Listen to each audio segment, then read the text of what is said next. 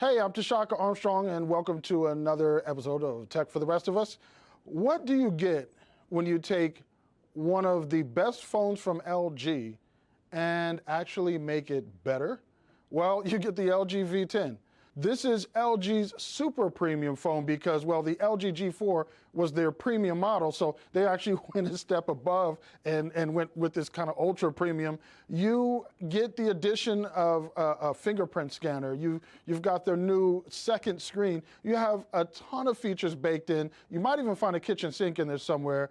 I'm convinced it's possible. But let's talk about what you really get when you crack open the LG V10 and make it your daily driver. Right out of the box, LG's V10 comes with Android 5.1.1, and they say it's going to be upgraded either by the end of this year or early next year to Android Marshmallow. So take that as you will in terms of whether or not you'll be seeing Marshmallow on an LG V10 anytime soon. But there are some great things about the V10 that make it a very, very strong choice if you're in the market for a flagship, for a premium device. Let's look at some of the other things the LG V10 offers. Around back, you get a similar design as you did with the LG G4 with the power button right in the center of the up and down volume control buttons. You also get a 16 megapixel camera that has laser autofocus, similar again to the LG G4. That technology has trickled down or up to the LG V10. But this go around, the power button also doubles as a fingerprint scanner. So that's a thing that we're seeing more often, more common on premium devices, on flagship devices on Android, and as you already know, on iPhone as well. So LG has included that, along with this really grippy back cover. The back cover on the LG G4 has a great texture to it. It's not something that's going to slip out of your hand that you're just going to drop. It has what they call DuraSkin on the phone, and that is what gives you that nice kind of soft touch, tactile, grippy feel to it. Around the sides, they've included stainless steel, 316L stainless steel to be exact, which 316L stainless steel, the L, actually is for a greater level of corrosion resistance. So this is going to be a very durable phone. Speaking of durable, the phone has acquired the mil standard 810G, which makes it transit drop compliant for shock absorption. What does that mean to you? It means that if you drop this phone, taking it out of your pocket or your purse, it should be a little more durable than other phones and withstand some drops. Now, that doesn't mean it's shatterproof. That doesn't mean the screen is not going to break. It just means that it has a higher level of shock resistance than what your standard flagship, standard Android phones are going to have. The LG V10 comes with a 5.7-inch IPS quantum display that's pushing 2560 by 1440 resolution. That's 513 pixels per inch, and those pixels look pretty good. It is not a bad display at all. Your pictures, your videos, everything will show up rather nicely on the display. The colors are pretty true. I had no issues with the display, neither tinted toward blue or toward the yellow end of the spectrum.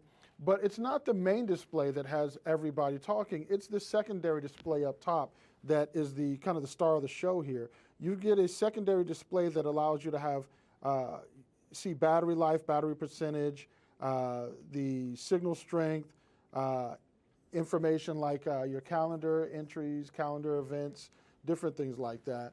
Again, your quick launch links. That really is kind of the talk of the town, the toast of the town when it comes to the LG V10 and their ultra premium device. As you can see, you have the secondary display which lights up. It's very similar to Motorola's active display or the active display on the Nexus 6P. On the phone, you also get the 16 megapixel camera that you had on the LG G4, but this camera is not the same exact camera that's on the LG G4. Even though the technology has trickled up, this camera also features manual controls in video mode. So that is a first for a smartphone. Some of the other things you want to look out for on the LG V10, it also features, and this is for you audiophiles out there, it comes with a powerful digital analog converter built right into the phone. This is a 32-bit hi-fi digital to analog converter. So if you have a good pair of wired headphones that you love to listen to music on, and many people use their phones as their primary MP3 players these days, you are going to love the sound reproduction you get out of LG's V10. It handles a multitude of audio functions. It will handle everything from the audio that's directly on your device to streaming audio. So if you use an app like Songza, or you stream from Google Play, maybe Amazon Music, your streaming music will be upscaled. Some of the other things that you can look forward to on LG's V10, the front-facing camera, as you can see here, this phone actually has 2 cameras built in. It has one, they're both 5 megapixel. One is an 80-degree camera. The other is a 120-degree camera. Now, whereas on some phones, the dual cameras allow for the camera to take depth of field information, these cameras are completely separate and you can only switch between one or the other.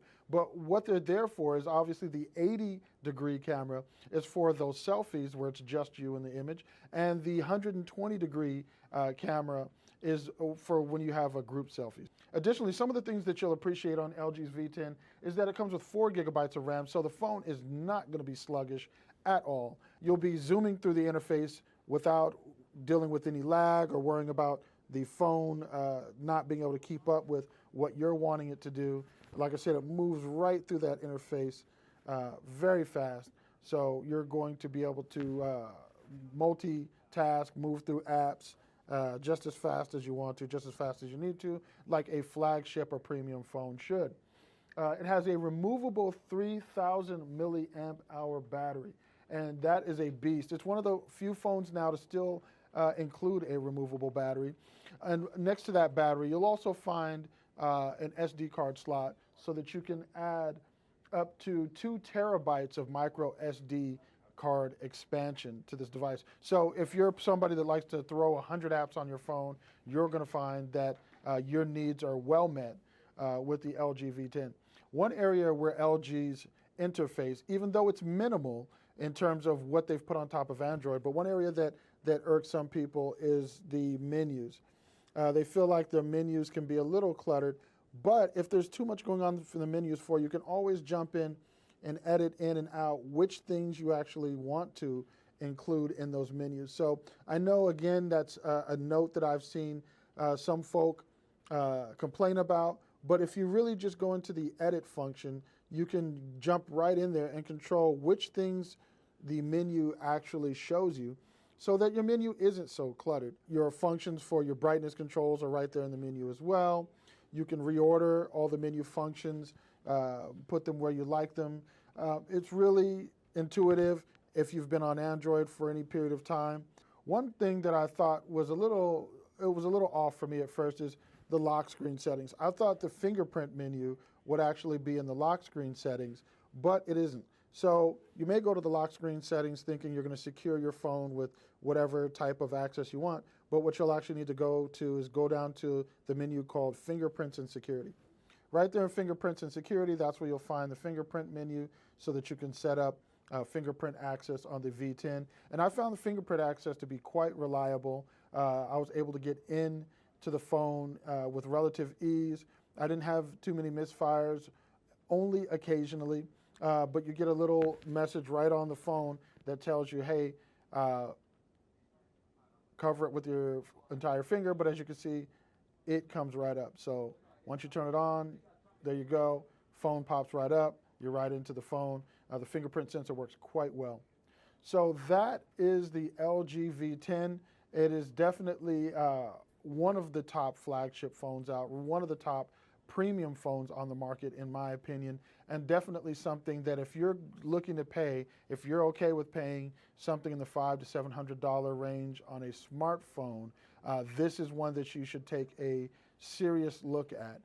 If that's a little steep for you, you can also get it subsidized on contract with some of the carriers. So that's the LG V10. Like I said initially, I really did kind of think that second screen was a gimmick, but much like Motorola's Active Display and the Nexus 6Ps, active display. The second screen really does add another dimension to how you get data, how you receive notifications without having to fully power on the screen, which increases battery life. And we all know that battery life, is as good as these phones have gotten, is something that is still sorely needed in the world of cellular mobile technology. So if this video has helped you, please like, share, and subscribe. If you have any questions, of course, leave them in the comments below. We'll get to them. We don't take it lightly that you watch with us. We appreciate it. Thank you very much. I'm Tashaka Armstrong, foxla.com.